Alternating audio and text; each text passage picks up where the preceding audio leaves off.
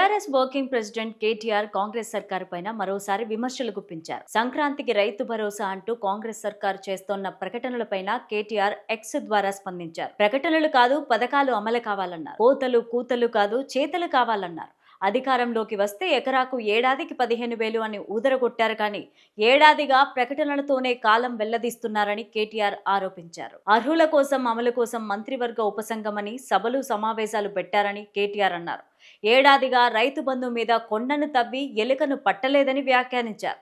మంత్రివర్గ ఉపసంఘం నివేదిక ఊసేలేదని ఆయన గుర్తు చేశారు. అధికారం కోసం అబద్ధాలు, అధికారం దక్కిన తర్వాత పథకాల ఎగవేతకు కుంటి సాకులు చెబుతున్నారని కేటీఆర్ అభిప్రాయపడ్డారు. 10 ఏళ్ల కేసీఆర్ పాలనలో ఆత్మవిశ్వాసంతో మీసం మెలేసిన రైతన్నలను ఏడాది కాంగ్రెస్ పాలనలోనే అప్పుల పాలు చేశారు అని అన్నారు. ఇప్పటికైనా కళ్లు తెరవాలని సూచించారు. వర్షం కురుస్తుందో లేదో, సాగునీరు అందుతుందో లేదో, కరెంటు వస్తుందో లేదో, పెట్టిన పెట్టుబడికి తగిన దిగుబడి వస్తుందో లేదో తెలియకుండా భూమిని నమ్మి సేద్యం చేసి ప్రపంచానికి బువ్వను అందించే రైతులకు భరోసా ఇవ్వాలని కోరారు కేటీఆర్. అమ్మల విషయంలో, అన్నదాతల విషయంలో వివక్ష చూపరాదని ప్రభుత్వానికి సూచించారు. పథకాల అమలు ఎగవేతకు కారణాలు వెతకద్దని ట్విట్టర్ ద్వారా కేటీఆర్ హితో పలికారు.